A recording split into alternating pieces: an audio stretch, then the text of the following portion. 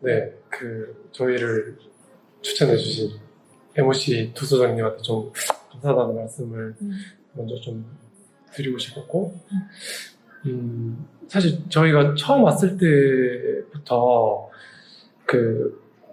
이 지역에 대한 좀 뭐랄까 정보를 좀 찾아보았었거든요. 특히 이제 이 지역에서 좀 활동하시는 좀뭐 브랜드나 혹은 좀 인플루언서라고 할 수 있는 분들, 그러면서 저희가 강릉에 이제 왔을 때 이제 그분들을 이제 찾아뵀었어요. 네, 그리고 인사도 드리고 또 이제 저희가 홈커밍 데이라는 이름으로 이제 저희가 왔다 이거를 알리는 파티를 한번 했었거든요. 여기서요? 네, 여기 사무실에서 말 그대로 진짜 이렇게 DJ도 부르고 그래서 그때 이제 그분들을 이제 초대를 드렸는데 꽤나 이제 많은 분들이 좀 적극적으로 참여를 해주시기도 했고, 그래서 그때부터 지금까지 계속해서 여기서 활동하시는 분들이나 좀 이제 브랜드들이랑 좀 이렇게 인사도 드리고 알아가면서 좀 그런 네트워크를 좀 만들어 나가는데 집중을 하고. 신기하네요. 그러면 네. 그런 인플루언서 분들은 그냥 인스타에서 찾아가지고 이렇게 네. DM에서 찾아뵙고 그런 거였어요? 네네. 와, 대박. 엄청난 시나리오시네요. 네. 사실은 서울에 있을 때는 네. 그럴 일이 별로 없기도 했고, 또 이제 워낙 이제 인구 1,000만의 도시다 보니까 이제 누가 어디서 뭘 하는지 이런 것들을 아는 것도 되게 이제 쉬운 일은 아니었는데, 의외로 이제 강릉을 오기로 결심하면서 찾아봤을 때는 꽤나 이제 그런 분들을 좀 쉽게 접할 수도 있고, 또 그런 분들이 꽤나 의욕적으로 활동하고 있는 것도 알게 되고, 또 그런 관계들이 꽤나 또 중요하다라는 느낌을 좀 받았던 것 같아요. 인구가 별로 없으니까 네. 오히려 그런 커뮤니티가 끈끈해지는 느낌이네요. 네, 꽤나 스킨십도 좀 이렇게 뭐랄까 좀 신기하다. 직접적으로 체감하는 느낌도 좀 강하고 지역의 특징이죠. 처음에 생각했던 매력은 이제 그대로 가지고 아직 있는 것 같아요. 1년이라는 시간이 그렇게 길지 않았던 것 같아가지고 여유롭고 좀 따뜻하고 네네 그런 부분들은 계속 좀 지속되는 것 같고 와서 생각지 못했던 부분들 좀 느껴지는 거는 이제 진짜 서울에 살다가 생각지도 못했는데 이 연계라는 게 피부로 와닿는 것들이 좀 많았어요. 되게 사소하게는 브런치 먹다가 이제 아는 사람들이 지나간다든지 네, 뭐 건너건너 다 안다든지 뭐 하지도 않았는데 다들 지나가면서 저희 사무실을 한 번씩 다 보셨다든지 뭐 이런 거 네네네 진짜 동네 같은 느낌이에요. 네.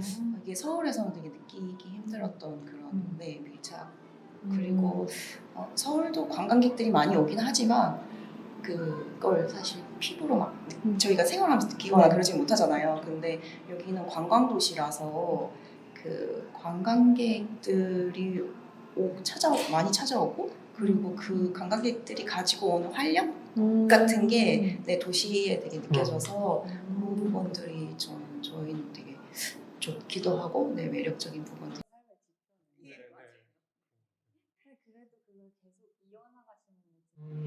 말씀드린 대로 성향이 조금 다르신 것 같아요. 차이가 좀 있어요. 네.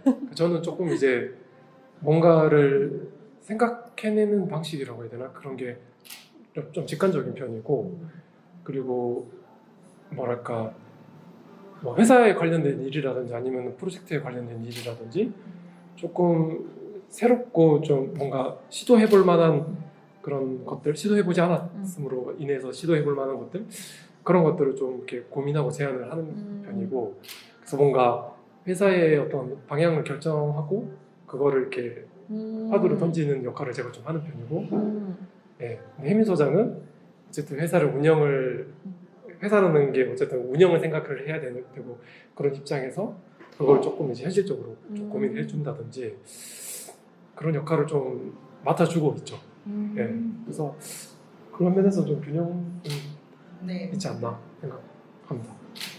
그럼 막 건축물 같은 거나 뭐 인테리어 설계를 하실 때 영우 소장님께서 막 이런 거 디테일을 해야 되고 이렇게 해야 되고 하시면은 김 소장님께서 이렇게 네. 이건 어떻게 할 건데? 구조는 어떻게 풀 거면 약간 뭐 맞아 그런 그러시는 네. 거군요. 네, 맞아요. 보통 큰 컨셉이나 뭐 배치, 그러니까 영어 소장이 인테리어 전공을 하기는 했는데 약간 인테리어 전공생 같지 않은 그러니까 그 학과도 어쨌든 이름이 국민대도 공간 디자인 학과이기도 했고, 네, 그래서 그렇게 하고 그 다음에 도시계획 회사에서 실무를 하고 그러고 온 게 이제 건축 회사였어요. 건축을 하고 싶다고. 그러다 보니까 저는 이제 옆에서 보면 느끼는 게 이 스케일 다루는 게 되게 이제 저기 뭐 지역이나 마을 단위 이제 큰 단위에서부터 시작해서 이제 대지를 좀 보고 근데 또 어느 순간 보면 되게 디테일한 곳까지 들어가서 이제 스케일을 좀 되게 자유자재로 쓰는 네, 또 그런 것들이 좀 있어가지고 저는 아무래도 그냥 건축가 나와서 네 건축 실무하고 그다음에 이제 또 설계를 하고 있으니까 건축 스케일에 좀 매여 있는 부분들이 있어요. 그래가지고 그런 부분들이 영어가 되게 잘 다뤄서 어떤 컨셉이나 매치나 이런 것들 그다음에 이제 쓰고 싶은 자재라든지 이런 것들 영어가 많이 이제 이렇게 하고 나머지들을 이제 제가 정리를 해나가는 식으로 네. 실무적인 부분 다 정리해 주시고 그런 네, 뭐 대관 업무라든지 뭐 협력업체 관리라든지 네, 이런 것들 하고 도면 치는 거 좋아해서 도면 치고 네.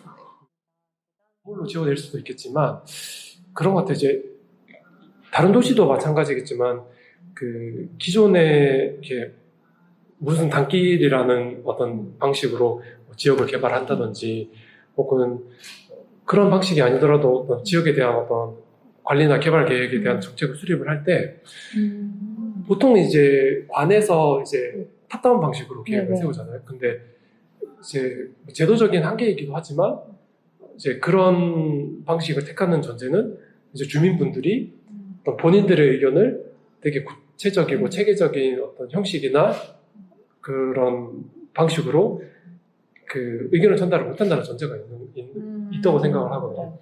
근데 건축가가 만약에 주민들의 의견을 수렴을 하고 또 그런 의견을 수렴할 수 있는 자리를 만들고 또 그거를 이제 법적으로 또 제도적으로 혹은 뭐 건축적으로 이제 구현해주는 수단을 만들어서 그 공공한테 제안을 하는 그래서 어떤 그런 커뮤니케이터이자 어떤 가교적인 역할을 할 수 있다고 하면 실질적으로 그 주민들의 의견이 궁극적으로 이제 정책이라든지 혹은 예산의 확보 등으로 연결이 돼서 뭔가 밑에서부터 어떤 그 도시 구조가 만들어지는 방법이 될 수 있지 않을까?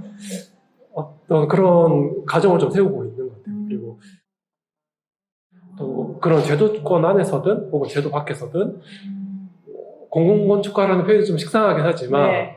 뭐랄까 설계의 한정에서 그 건축가의 역할을 하는 그거보다 좀 확장된 네. 역할을 계속 해야겠다는 생각을 하고 있는 것 같습니다. 얼마 전에 나온 신간 건축가 없는 건축가라는 아! 책에서 네, 그걸 이성희- 거리의 이성희- 건축가라고 네네. 말하더라고요. 네. 맞아요. 그런 좀 살려고 하다 보니까 네, 그 중에 이제 일부가 요가가 됐고 그다음에 이제 먹어야 되니까 요리를 했는데 이제 그거를 같이 좀 공유하다 보니까 이게 사실 그 보통 지금 그런 세계가 저희도 약간 삶의 지표인 것 같아요. 그러니까 내가 지금 좀 여유 있고 잘 살고 있구나라는 느낌이 이제 든다고 하면은 요가를 좀 하고 그다음에 집에서 밥을 좀 해먹고 네 이러면은 내가 좀 괜찮게 살고 있구나. 근데 저희도 마감할 때쯤 되면은 요가도 못 가고 운동도 못 하고 밥도 맨날 시켜 먹고 네 그러고 있거든요. 그래서 이게 지표처럼 네 자연스러운 삶의 지표네요. 예, 네, 맞아요. 네. 그래도 그걸 계속 이어나가시는 게 진짜 대단한 것 같다. 말씀하시는 공간의 의도를 좀 더 깊이 이해할 수 있다는 게 큰 것 같았어요. 그러니까 선생님이 이제 그 어쨌든 자기 수련 공간을 꾸리는 건데 뭐 나는 이제 좀 조용하고 이제 그 어떤 분위기에 뭐 약간 침착한 분위기나 이런 어두운 분위기의 수련 공간이 좋아라고 이제 이야기를 해주시면은 그걸 조금 더 이제 디자인적으로 잘 풀어낼 수 있게. 그러니까 왜냐면 이렇게 침착한 분위기라도 되게 다양하게 맞아요. 공간이 나올 수 있잖아요. 근데 그거를 좀 더 이제 잘 이해해서 공간을 꾸릴 수도 있고,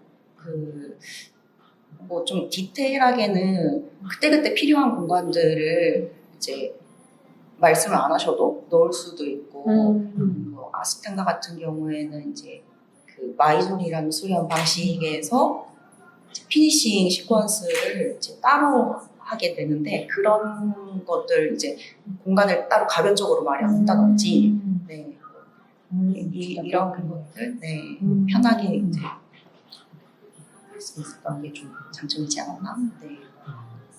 뭔가 단순하게 만들기 위해서 손이 많이 가는 방식이건 혹은 뭔가 좀 화려한 디테일을 만드는 거든 결국은 좀 예산과 연관이 되는 그런 문제라는 의식을 좀 많이 하고 있고, 그래서 근데 그럼에도 불구하고 지금처럼 시장이 조금 위축되어 있을 때 그 어떤 적정한 디테일을 만드는 게 그 특히나 예산적인 면에서 굉장히 좀 중요한 부분이라는 걸 많이 의식을 하는 것 같아요. 그래서 오히려 뭔가 되게 건축적인 완성도를 높이기 위한 디테일보다 조금 더 현장에서 작동하고 이렇게 이루어낼 수 있는 디테일이 어떤 거 있을까라는 생각을 좀 많이 하는 것 같은데, 그럼에도 불구하고 뭐랄까 사실 이제 디테일에 관한 거를 자랑하기에는 아직까지 너무나 경험이 많이 부족하고 뭐랄까 좀 그렇게 수준 높은 디테일을 뭐 해냈다거나 거기에만큼 막 연구와 시간을 들였다라고 하기에는 많이 부족한 것 같아서, 근데 한편으로는 앞서 말씀드린 그런 성격의 어떤 디테일을 해결하는 것과 더불어서 어떤 건축적인 어떤 효용성과 어떤 그런 어떤 건물에 가진 힘을 만들어내기 위한 디테일을 앞으로도 계속해서 좀 스케일의 어떤 그런 크고 작음을 떠나서 고민을 하는 게 정말로 중요한 일이구나 라는 생각을 많이 하는 편인 것 같습니다. 맞아요. 네. 되게 매번 현장이 다르고 예산이 그러니까요. 다르고 그걸 구현해내는 사람이 다르다 보니까 매개 변수가 너무 많아요. 네. 그래서 저는 해봤던 디테일을 새로운 현장에 적용하는 게 너무나 당연하고 쉬운 일이 아니고 그 현장에 맞춰서 새로운 디테일을 고민을 하는 게 거의 대부분의 현장에서 일어나는, 그래서 매번 좀 새로운 고민을 해야 되는, 그러니까 이게 효율로 치면 굉장히 좀 비효율적인 그런 일이 어떻게 보면 디테일의 성격 중 하나가 아닌가라는 생각을 좀. 뭐 새로운 디테일을 고민하는 거는 사실 설계자의 그 일이니까 크게 문제는 아니라고 생각을 하거든요. 근데 이제 그런 게 중요한 거죠. 내가 디테일을 그렸는데 이걸 시공을 해줄 거냐? 할 수 있냐? 네, 아니면 그 이 재료를 더 근본적으로 이 재료를 쓸 거냐? 네. 하지만 그 인스타에 그 건축 문화라는 주제로 글을 쓰고 있거든요. 맞아요, 봤어요. 네, 근데 거기에 이제 조만간 공사비에 대한 것들을 한번 적으려고 해요. 그래서 지금 말씀드렸던 부분이라든가 아니면 혜민 소장이 얘기했던 정말 뭐랄까 이런 고민을 꽤 이제 어쨌든 건축가의 시간과 에너지를 써서 뭔가 디테일을 풀어내고 이제 도면화 시켰는데 그게 적용이 안 됐을 때 사실 현타가 오잖아요. 근데 왜 이런 일이 근본적으로 일어나냐? 그 건축가가 그러니까 건축주가 그 생각하고 있는 공사비는 그런 면에서 어떤 영향을 미치냐? 그리고 그런 공사비를 되게 중요하게 어떤 지표로 삼는 현장도 있지만, 그 공사비야 뭐 그때그때 좀 달라질 수 있는 거라든지 아니면 무조건 싸기가 좋다. 만약에 이런 관점으로 이제 설계를 이제 다룬다고 하면 이제 언제든지 이런 것들이 그냥 연기처럼 사라져 버릴 수 있는. 그래서 이거는 설계자가 어떻게 설계를 하고와는 조금 좀 다른 차원에서 좀 디테일하고 하는 문제로 좀 생각해볼 지점이지 않을까라는 생각도 좀. 네. 근데 우선 말씀드리면 이제 저희 얘기죠. 그러니까 저희 얘기지만 건축가가 브랜딩을 직접적으로 다룰 수 있다고는 생각을 안 하는 것 같아요. 네. 그냥 뭐랄까 이런 프로젝트에서 브랜딩이라는 영역을 중요하게 생각하고 그러니까 브랜딩이라는 것 자체가 사실은 어떤 하나의 전문적인 영역이라는 생각이 있기 때문에 그러니까 건축가가 그 필요성을 느끼고 이 공간과 좀 그 결을 같이 할 수 있는 그리고 대화가 통하는 어떤 그 전문 영역의 어떤 브랜드 디자이너 혹은 이제 뭐 홍보와 관련된 것, 그 다음에 어떤 그 상품 다각화에 관한 건축 이외의 어떤 전문적인 영역의 사람들과 어떻게 하면 이제 같이 좀 협업하고 좋은 결과물을 낼 수 있을까? 그 안에서 건축가가 어떤 역할을 취해야 되는지에 대한 좀 고민한 쪽에 비중을 두고 있는 것 같아요. 네. 직접 브랜딩에 참여한다기보다 거기에서 건축가라는 전문가로서 네. 어떤 역할을 어떻게 할수 보면 있을지. 이제 건축은 건축이고 네.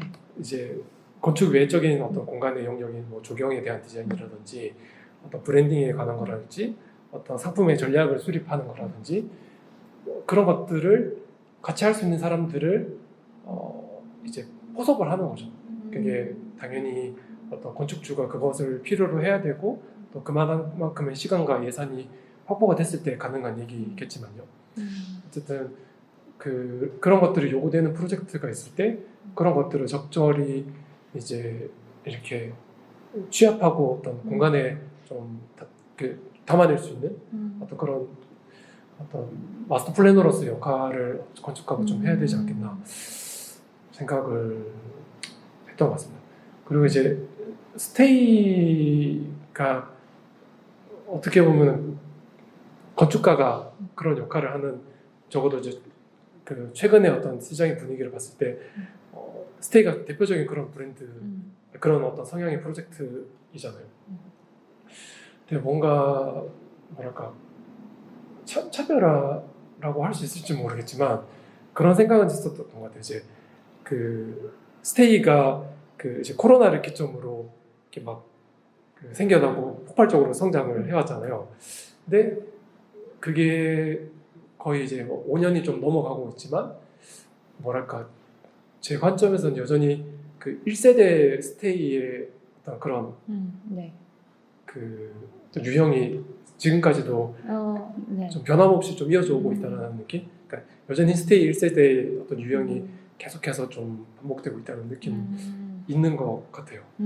그리고 이제 스테이가 이제 지향하는 어떤 방식을 보면 뭐랄까 좀 뭔가 통일된 어떤 톤 앤 매너를 구성해내는 기조랄지 온전한 심이라고 하는 그런 어떤 모토를 바탕으로 흔히 좀 접하지 않았던 다도라든지 관련된 어메니티를 공급한다든지 또 뭐랄까 고객의 취향에 대해서 좀 이야기를 전면에 내세우고 있지만 좀 솔직한 심정으로 얘기하자면 뭐랄까 건축가 혹은 이제 어떤 그 계획을 맡은 디자이너가 처음부터 끝까지 좀 일관되고 완결된 어떤 그런 기조의 디자인을 만들어내고 결국은 취향이라는 게 클라이언트의 취향을 담아내는 이용자의 취향을 담아낸다기보다는 어떤 완결된 어떤 계획자의 취향을 담아내는 게 지금의 스테이지 않을까?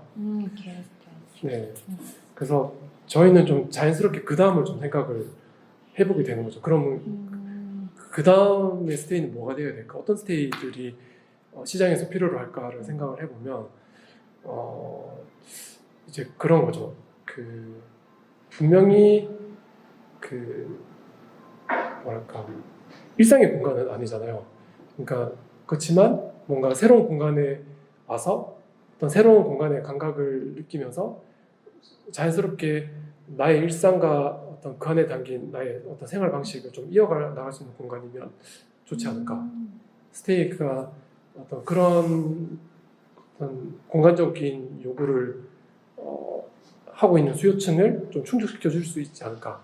이를테면 좀 더 이렇게 장소에 좀 덜 구애받고 좀 공간을 좀 이동하면서 일을 할 수 있는 분들이라든지 혹은 어떤 새로운 장소에 가서도 거기서 내 일상의 패턴을 좀 유지하고 싶은 수요층이라든지